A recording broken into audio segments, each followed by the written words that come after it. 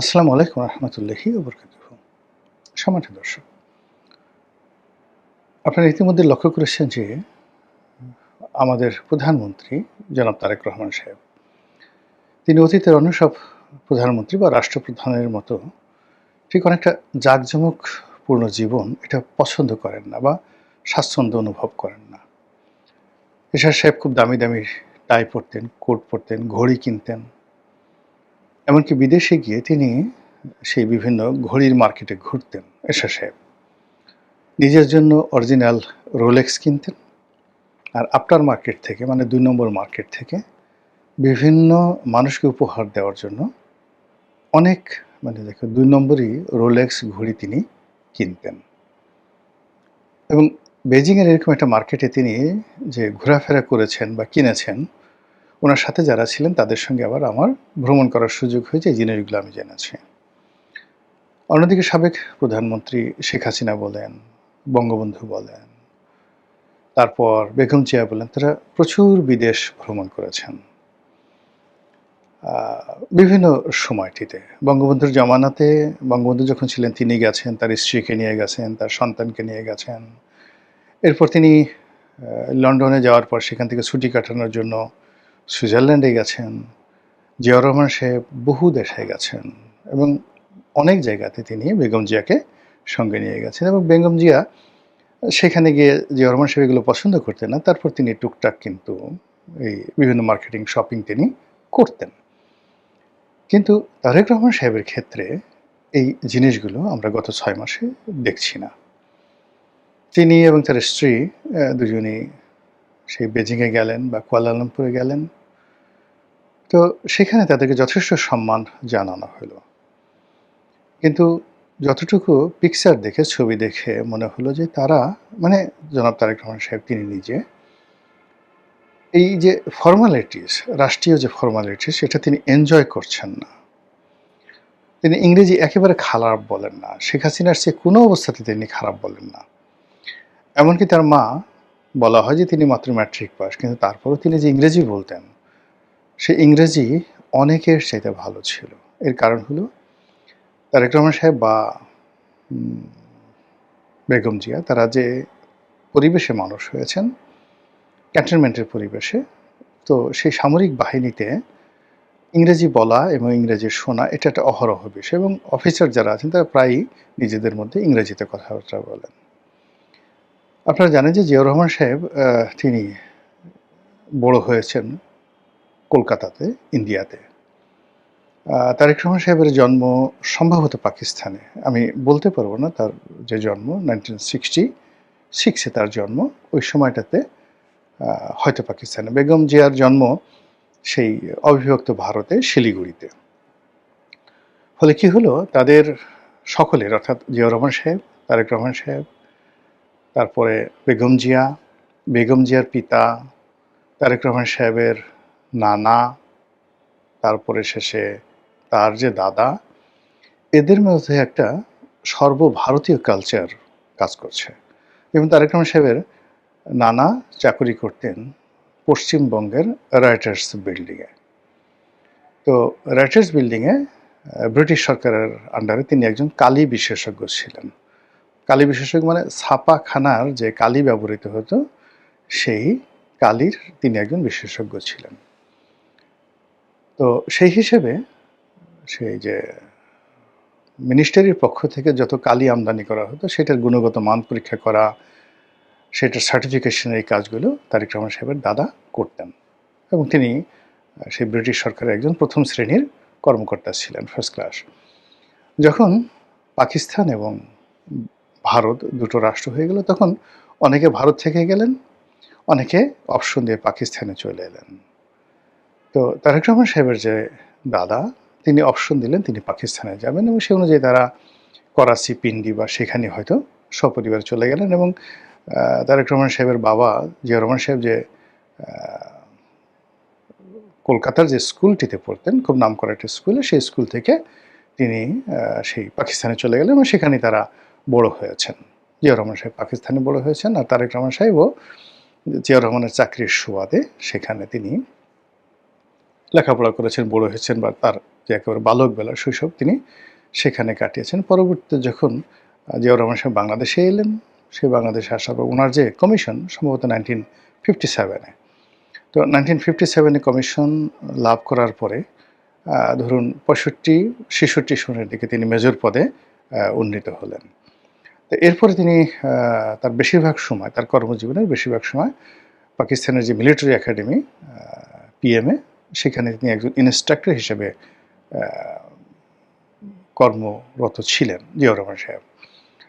তো পড়াশোনা করেছেন পাকিস্তানে, কিছু অংশ ভারতে, থেকেছেন পাকিস্তানে, কিছু অংশ বাংলাদেশে, পরবর্তীতে স্বাধীন বাংলাদেশের। ফলে তারেক রহমান সাহেবের যে জেনেটিক ফরমেশন, এটা একটা মাল্টিকালচারাল, মাল্টি ডাইমেনশনাল, যেখানে ভারতের আলো বাতাস আছে, পাকিস্তানের আলো বাতাস আছে, শিলিগুড়ির আলো বাতাস আছে, বাংলাদেশেরও আলো বাতাস আছে এবং সর্বশেষ তিনি লন্ডনের বাতাস নিয়ে এসেছেন।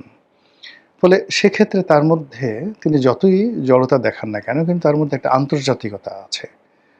একটা সহজাত স্মার্টনেস আসছে, একটা ভদ্রতা আছে, একটা অ্যারিয়ান আর্যতা আছে, মানে একটা আর্য সভ্যতার ভাব আছে।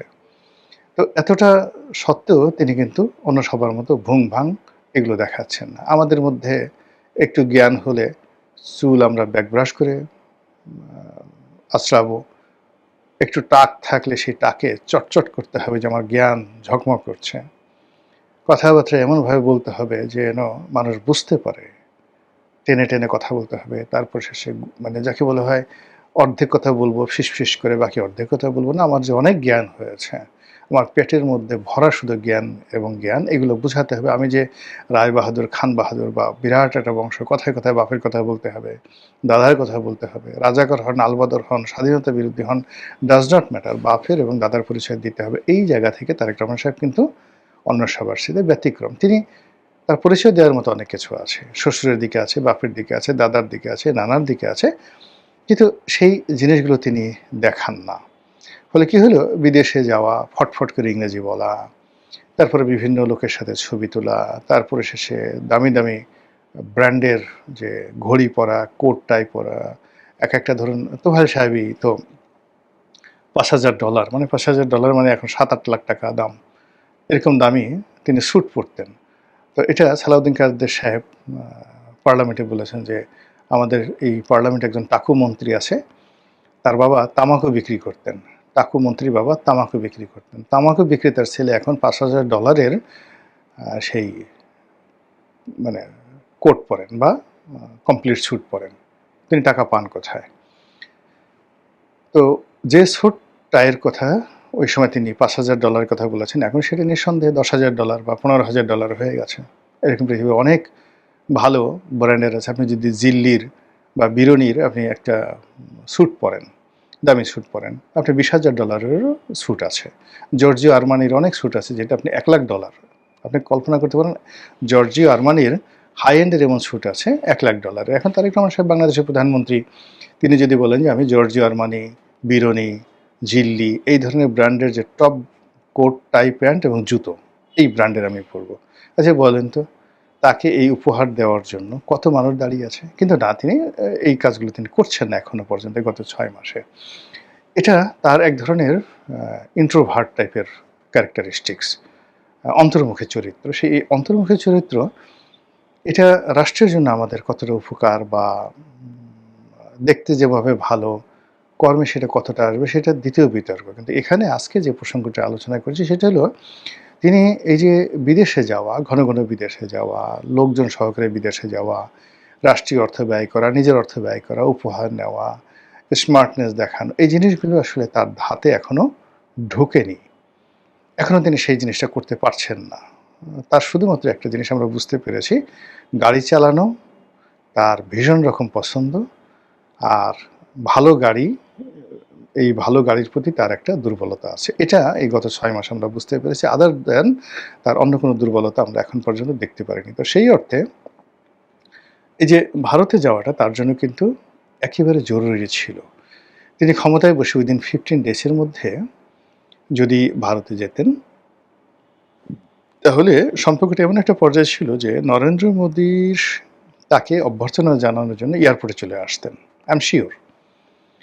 এবং ডোনাল্ড ট্রাম্পকে যেভাবে নরেন্দ্র মোদী তার নিজের এলাকা গুজরাটে নিয়ে গিয়েছিলেন এবং স্টেডিয়ামে তাকে একটা গণসংবর্ধনা দিয়েছিলেন, তারেক রহমান সাহেবকে হয়তো সেই সংবর্ধনা দেওয়া হতো এবং এটা বাংলাদেশের জন্য একটা ল্যান্ডমার্ক হয়ে থাকতো। কিন্তু সময় গেলে সাধন হবে না, সেই কাজটি বিএনপি করেনি, করতে পারেনি, বা তারেক রহমান সাহেবের অনীহার কারণে এই জিনিসটা হয়নি। এখন আমাদের আসলে বহুমুখী সমস্যা, সেই সমস্যার প্রেক্ষিতে ভারতে যাওয়াটা, ভারতের সাথে সম্পর্ক স্থাপন করাটা বিভিন্ন কারণে আমাদের জন্য জরুরি হয়ে পড়েছে। আপনারা জানেন যে ইউনূস সরকারের আমলে ভারত অনেকগুলো সুযোগ সুবিধা বাংলাদেশকে, যেটা শেখ হাসিনার জমানাতে দেওয়া হয়েছিল, সেটা বন্ধ করে দেওয়া হয়েছে। এইগুলো বন্ধ করে দেওয়ার কারণে কি হলো, মানে অ্যাটলিস্ট শুধুমাত্র একটা সেক্টর, অর্থাৎ আমরা যে ভারতের বিমানবন্দরগুলো এবং নৌবন্দর এবং সমুদ্র বন্দরগুলো ব্যবহার করে আমাদের এক্সপোর্টের মালগুলোর জন্য আমরা ট্রান্সশিপমেন্ট সুবিধা নিতাম ভারত থেকে।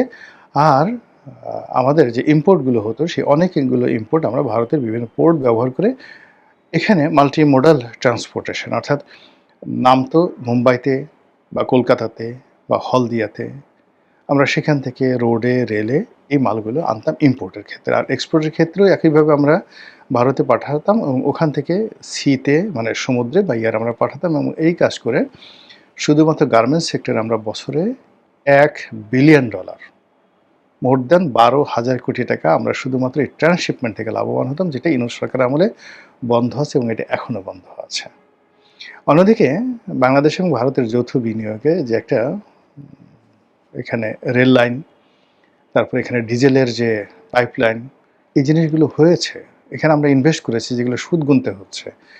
কিন্তু ভারতের সাথে যদি সেই চুক্তিগুলো নবায়ন না হয়, চুক্তিগুলো যদি চালু না থাকে, তাহলে এই পুরো ইনভেস্টমেন্টটা জলে যাবে, সুদ গুনতে হবে এবং ভারত থেকে আমরা ডিজেল পাবো না। এই যে দেখেন গত 6 মাসের বিভিন্ন ক্রাইসিসে আমরা যেভাবে ভারত থেকে ডিজেল পেয়েছি, পরিমাণে অত বেশি না, কিন্তু এটা ছাড়া কিন্তু আমাদের সর্বনাশ হয়ে যেত, সরকার টিকতেই পারতো না। যে পেট্রোল পাম্পগুলোতে যে সমস্যাটা হয়েছে, সরকার টিকতেই পারতো না। কিংবা এখন ধরেন সিএনজি নিয়ে, এলএনজি নিয়ে এখন যে সমস্যাগুলো হচ্ছে, এগুলো বাড়তে থাকবে আগামীতে। সরকার পরিস্থিতি সামাল দিতে পেরেছে, কিন্তু সেই যে সমস্যাগুলো তৈরি হয়েছে দুটো এলএনজি প্ল্যান্টে, এই সমস্যাগুলো আবার চলতেই থাকবে। এর কারণ হলো এখানে যে দুটো কোম্পানি, এই দুটো কোম্পানির উপর সরকারি কোনো প্রভাব নাই।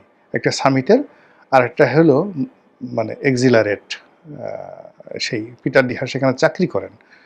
তো অনেকে বলেন যে এই কোম্পানির সাথে আওয়ামী লীগের লোকজন জড়িত আছে, হোয়াট এভার মেবি। এই কোম্পানি দুটো যদি প্রবলেম করে, এলএনজিটা পুরোটা বসে যাবে।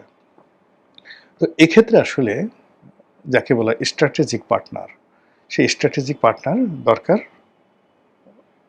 বাংলাদেশকে যদি সার্ভাইভ করতে, এবং সেই পার্টনারটা অবশ্যই ভারত। ভারতের বাইরে কেবলমাত্র চীন আমাদের সেই পার্টনারটা হতে পারে, নট মোর দ্যান দ্যাট। কিন্তু সেই ভারতের সাথে সম্পর্কের ক্ষেত্রে অনীহা দেখা দিচ্ছে এবং নানা রকম ভয় এবং আতঙ্ক ছড়ানো হচ্ছে যে তারেক রহমান সাহেব যদি দিল্লিতে যান, তার জন্য নানা রকম ফাঁদ তৈরি করা হচ্ছে, তাকে বেইজ্জতি করার জন্য, তাকে অসম্মান করার জন্য। কিংবা দেখা গেল হোটেলে একটা অপ্রীতিকর ঘটনা ঘটলো এবং বিভিন্ন রকম, মানে যাকে বলে ভারতীয় মিডিয়া তো বসে আছে। এখন এক মন্ত্রীর রুমে দেখা গেল যে কি বলবো, লাল ওড়না, বা ওই যে জামাতের যেই বদনামগুলো হচ্ছে, এরকম একটা বদনাম পত্রপত্রিকায় আসলো। কি যে একটা অবস্থার সৃষ্টি হবে, এই ধরনের কথাবার্তা সবাই বলার চেষ্টা করছে, যেই কারণে যে এগুলো ভারত করতে পারে। ভারত এরকম যেহেতু বিএনপিকে পছন্দ করছে না, তারেক রহমান সাহেবকে পছন্দ করছে না, ওখানে শেখ হাসিনা আছেন, তো এরকম নানা রকম চক্রান্ত করে ইমেজ সংকট ফেলতে পারে। দ্বিতীয়ত হলো যে ওখানে গিয়ে এমন সব দাবি করতে পারে, এমন সব বক্তব্য দিতে পারে। আপনি ধরেন জেলেনস্কিকে ডেকে নিয়ে, আহ্বান করে নিয়ে, যেভাবে তুমি এই ধরনের পোশাক পরেছো কেন, গেঞ্জি পরে আসছো কেন, তোমার কি কোট টাই নেই, এই ধরনের কথা ডোনাল্ড ট্রাম্প তাকে বলেছেন, এমনকি তাকে হোয়াইট হাউস থেকে বের হয়ে যেতে বলেছেন। তো এই যে একটা বড় রাষ্ট্র, সে যখন অহমিকা দেখায়, তখন ছোট রাষ্ট্রের পক্ষে আসলে কিছু করার থাকে না। এই অপমান সহ্য করেও জেলেনস্কিকে ট্রাম্পের সাথে সম্পর্ক রক্ষা করতে হয়েছে এবং যুদ্ধ এখন পর্যন্ত চালিয়ে নিতে হয়েছে। তো সেই ক্ষেত্রে ভারতের মতো একটা বড় রাষ্ট্র, বৃহৎ রাষ্ট্র, সেই রাষ্ট্রের সঙ্গে আমাদের সম্পর্কটা কেমন হবে, এটিকে অনীহা দিয়ে বা দূরত্ব তৈরি করে বা নিরাপদ দূরত্ব থেকে এই সমস্যাগুলো কি সমাধান করা সম্ভব? আমার জবাব হলো একেবারেই নয়। এখানে যেহেতু রাষ্ট্র পরিচালনায় আমরা এসেছি, মানে বিএনপি এসেছে, আমরা বলতে বিএনপির কথা বলছি, তারেক রহমান সাহেব এসেছেন।